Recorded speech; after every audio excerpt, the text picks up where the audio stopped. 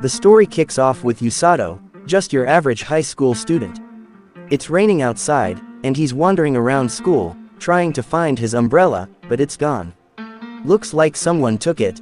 Right then, the student council president, Suzune, shows up and asks Yusato what's wrong. He tells her about the missing umbrella. Cue Kazuki, Suzune's friend and another council member, who says, "Don't worry, I'll lend you mine." And just like that, we've got our trio, Yusato, Suzune, and Kazuki, walking home together in the rain, chatting and bonding. Cute, right? But then things get weird. Suddenly, bells start ringing, but here's the catch, only Suzune and Kazuki can hear them.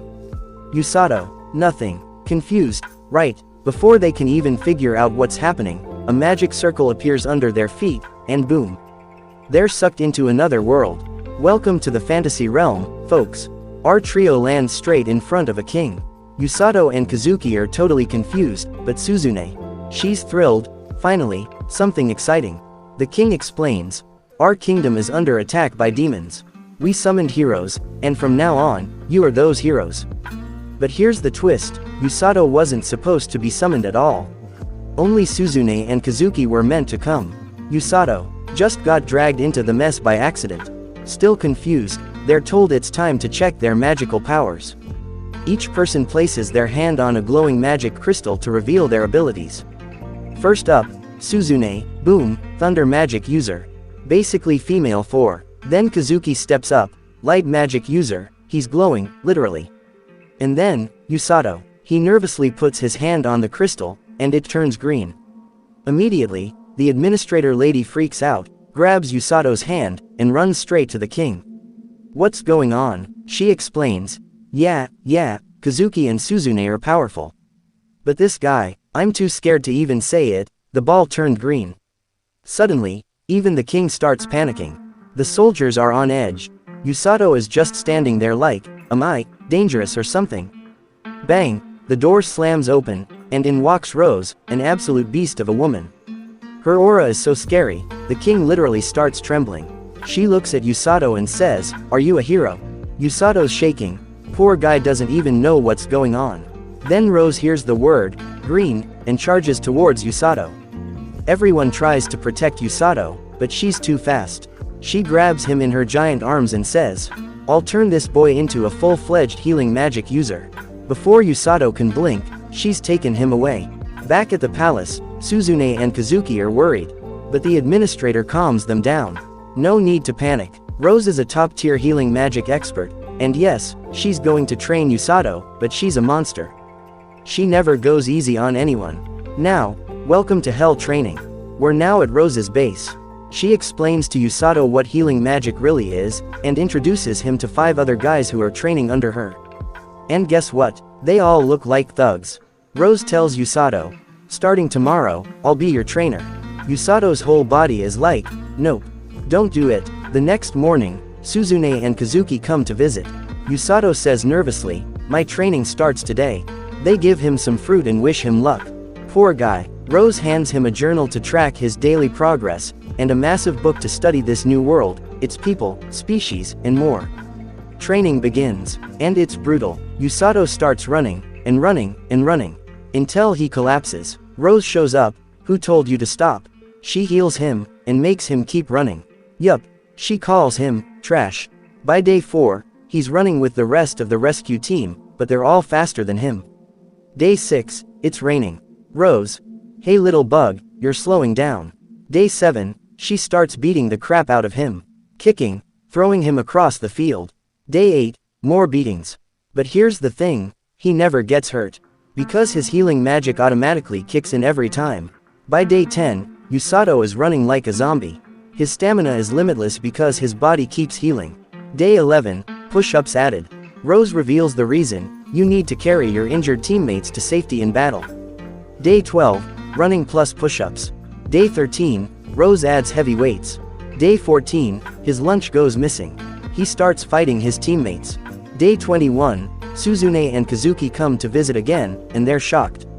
What they see, Yusato doing push-ups with a massive stone on his back.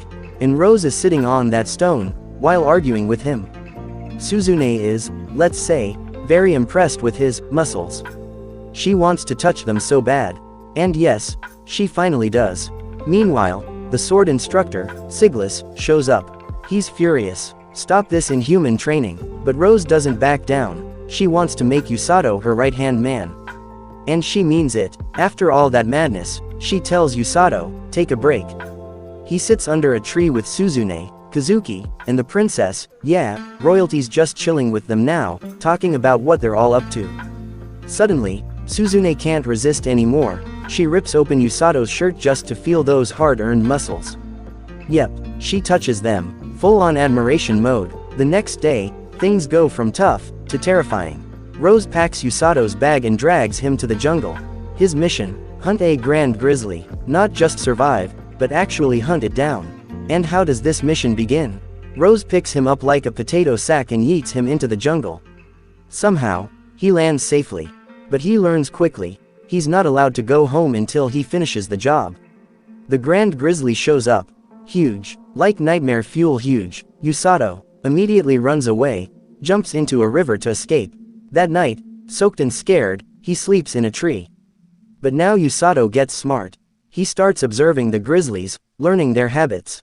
He finds an injured rabbit, heals it, and, boom, gains a new tiny companion. Unfortunately, the river water starts to mess up his stomach.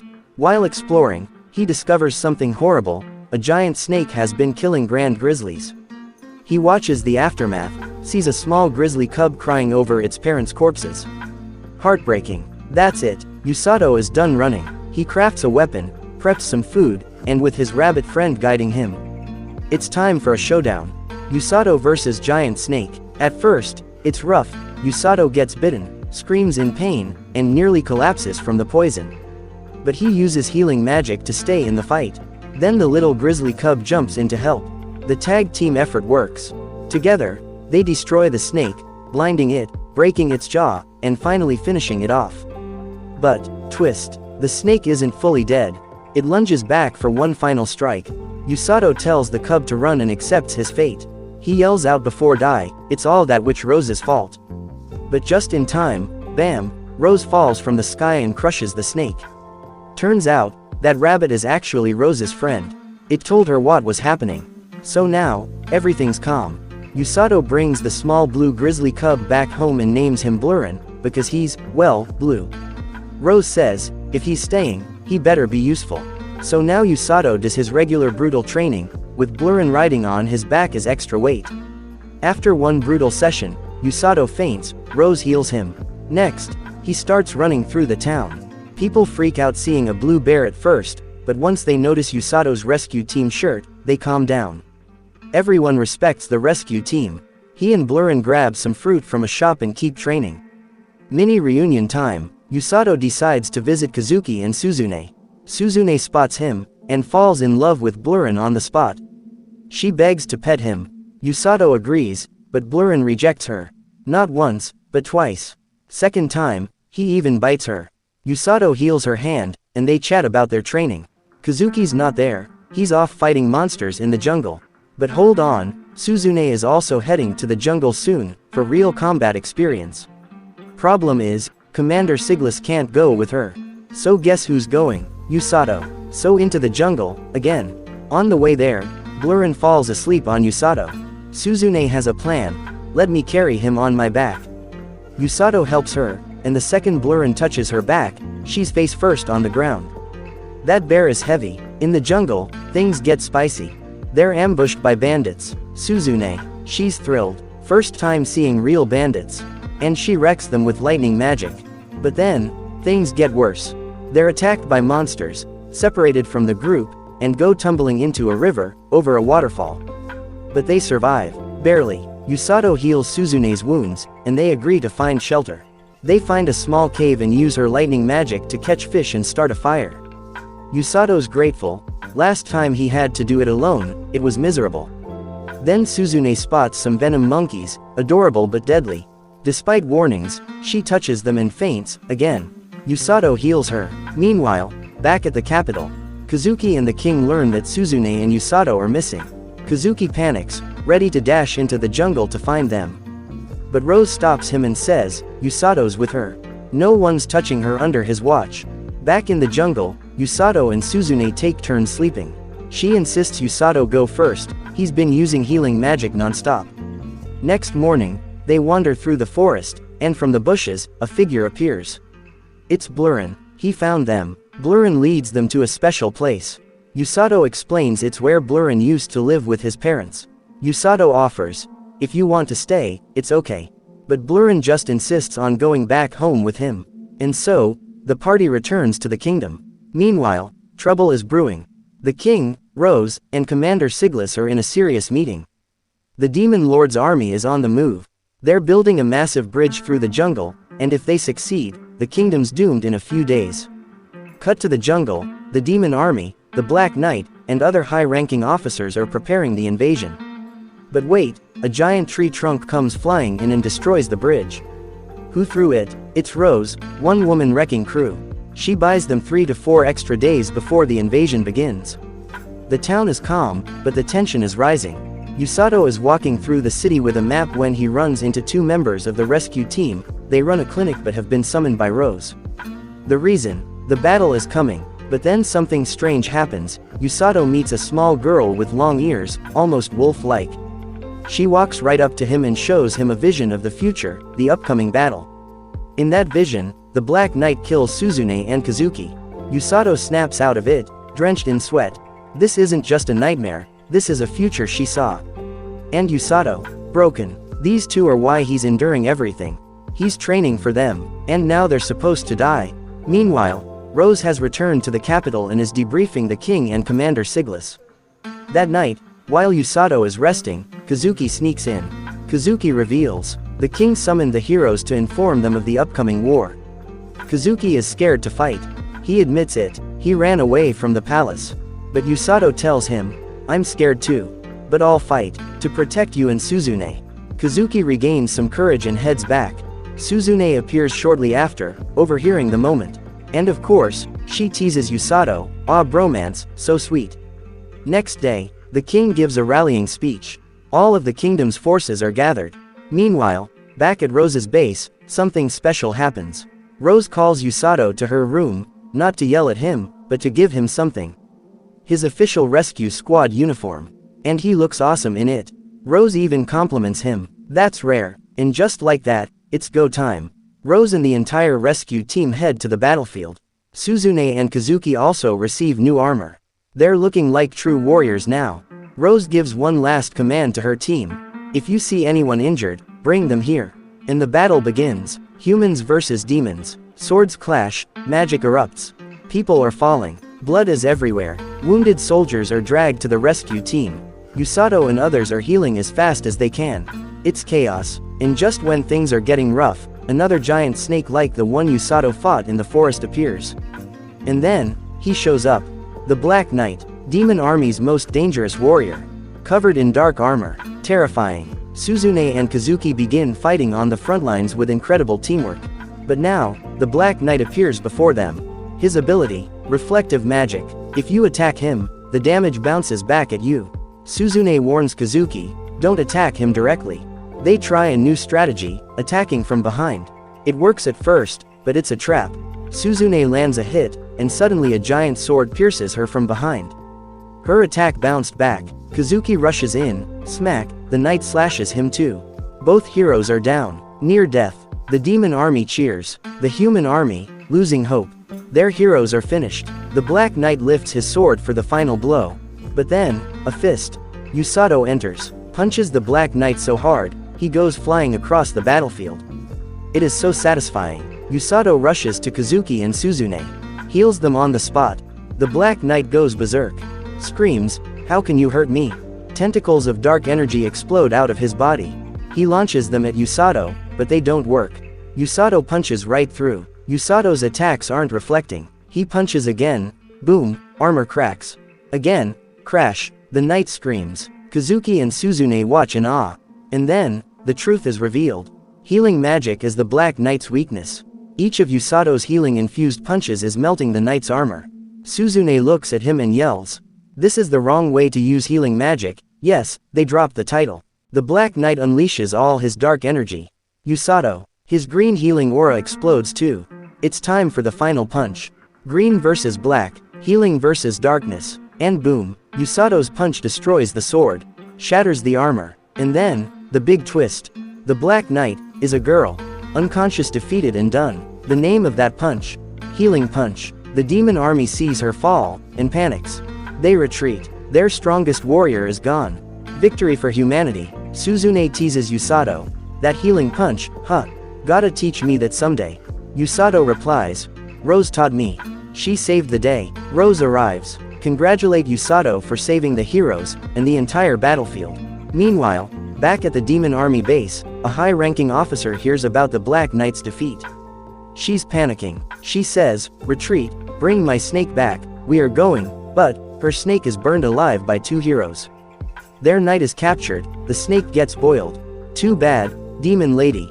Too late, humanity wins, all thanks to one guy, Usato. The king personally rewards Usato the next day. Finally, some recognition. Usato, sitting with Blurren, says, I never got any awards in my old world. And Blurren, just snoring. But the peace doesn't last. Commander Siglis summons Usato. The Black Knight said she won't speak to anyone but the man who defeated her. Usato heads to the prison. Suzune is fuming. I'll protect you. Inside, we learn the knight is still in pain. Usato grabs her hand. She panics. But he heals her. Perfectly. And she enjoys it so much. I haven't felt this good in a long time, she says. So, what happens when you defeat a terrifying warrior, melt her armor with punches, and then heal her wounds? Well, apparently, you unlock a new teammate. That's right, the Black Knight girl, now healed by Usato, starts warming up to him. Turns out, whenever Usato has free time, he goes to the prison to talk to her. Yup, that's our guy, building friendship with the person he decked across the battlefield. Meanwhile, at the training grounds, Kazuki is training hard, and the princess, she's watching him like she's watching the final scene of a romance anime. Usato sees it and mutters, wow, what a peaceful training session. But then he remembers his own training. Flashbacks to being tossed like a ragdoll. And over at the prison, the night girl is waiting for Usato to listen to his daily life. But bad luck, it's Rose who opens the door. The knight starts shaking inside her armor. She knows what's coming. Rose drags her out, take her to the base. Surprise, she's now officially part of the rescue team. She meets Usato again. Rose drops the bomb. She's your new teammate. And guess what? I'm gonna give her the exact same training I gave you. Usato turns to her with the most deadpan face and says, my condolences. The king is planning something big, an alliance with neighboring countries to stand against the demon lord. And who better to send as envoys? Usato, Suzune, and Kazuki. A brand new journey awaits. But before that, the town girls start proposing to Usato. Yep, our boy's become a mini celebrity. He bumps into Suzune. She accuses him of following her. Then, twist, Usato runs into Amako, the fox beastkin girl from earlier. She says, I was waiting for you. It's time to pay me back. Usato's confused, until she pleads. Healer, please save my mother. Suzune is instantly obsessed, she's so cute. Let me pet her. Amako introduces herself properly. She's from the beastkin territory, and her mother has been unconscious for a long time.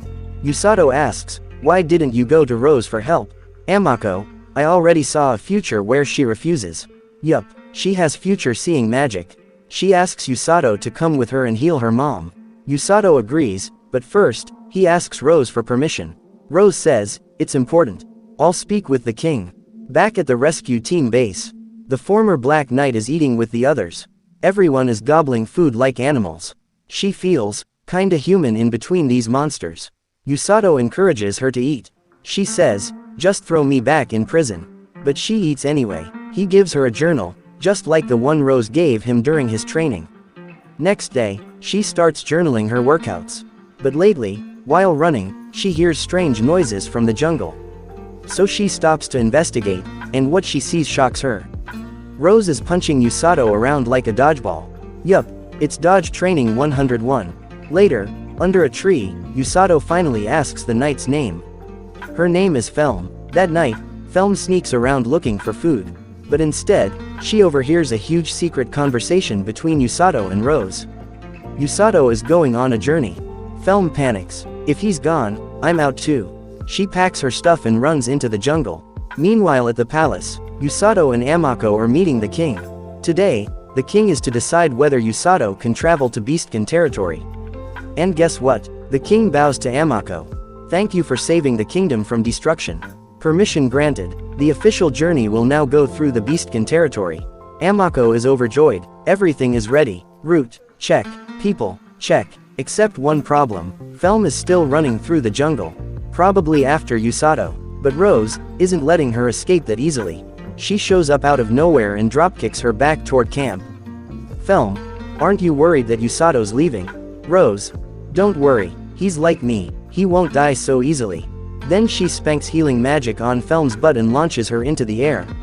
Classic Rose move. Before the journey begins, Rose gives Usato one last piece of advice. If anyone ever tells you healing magic is weak, punch them hard, don't hold back. And with that, Usato, Kazuki, Suzune, and Amako begin their new journey into unknown lands, new dangers, and fresh chaos. Series ends with Rose dragging Felm somewhere mysterious. Felm, completely exhausted, where are you taking me? Usato's voice echoes in our memories. If you know, you know. Yup, Rose is about to start Felm's true training arc. And that's it. As of this video, no Season 2 has been announced yet, but judging from this epic, hilarious, and chaotic first season, fans are hungry for more. Which moment was your favorite? Tell me in the comments. Want more anime recaps like this? Drop your suggestions below, and don't forget to check out the anime recap playlist, made just for you. Like, share, subscribe, and as always, see you in the next video.